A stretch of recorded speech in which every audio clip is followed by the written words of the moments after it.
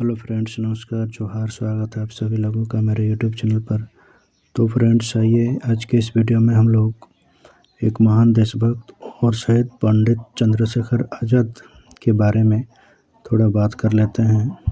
तो friends, video शुरू करने से पहले इनके जन्म और निधन के बारे में हम लोग थोड़ा जान लेते हैं। जन्म इनका 23 जुलाई 1906 और निधन 27 फरवरी 1931 को हुआ था।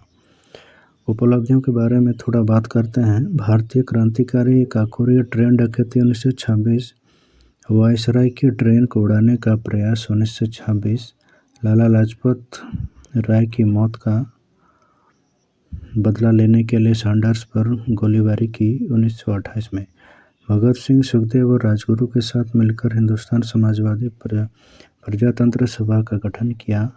चंद्रशेखर आज़ाद एक महान भारतीय क्रांतिकारी थे। उनकी उग्र देशभक्ति और साहस ने उनकी पीढ़ी के लोगों को स्वतंत्रता संग्राम में भाग लेने के लिए प्रेरित किया। चंद्रशेखर आज़ाद भगत सिंह के सलाहकार और एक महान स्वतंत्रता सेनानी थे और भगत सिंह के साथ उन्हें भारत के सबसे महान क्रांतिकारियों में से एक माना जाता है।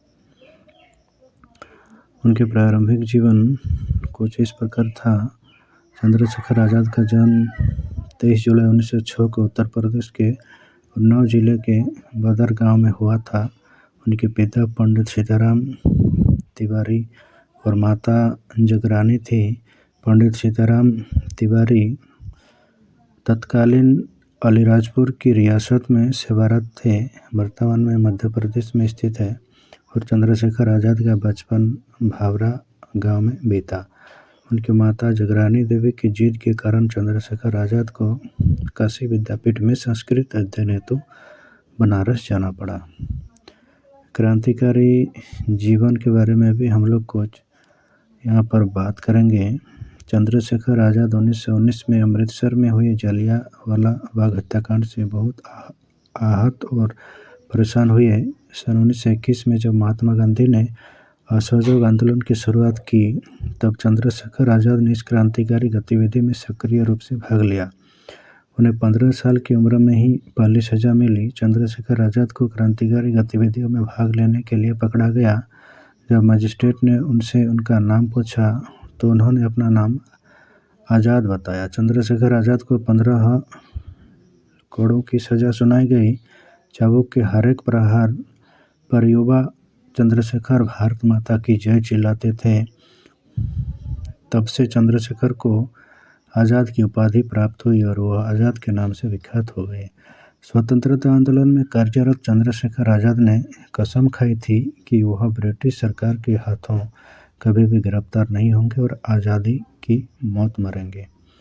असहयोग आंदोलन के स्थगित होने के बाद चंद्रशेखर आज़ाद और अधिक आक्रामक और क्रांतिकारी आदर्शों की ओर आकर्षित हुए।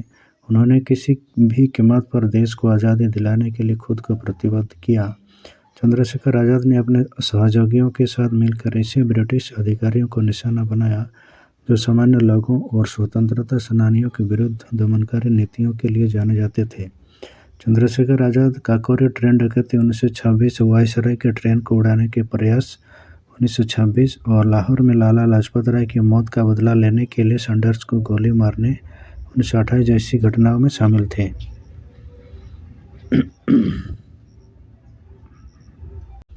चंद्रशेखर आज़ाद ने भगत सिंह और दूसरे देशभक्तों जैसे सुखदेव और राजगुरु के साथ मिलकर हिंदुस्तान समाजवादी प्रजातंत्र सभा का गठन किया। इसका उद्देश्य भारत की आज़ादी के साथ भारत के भविष्य की प्रगति के लिए समाजवादी सिद्धांतों को लागू करना था।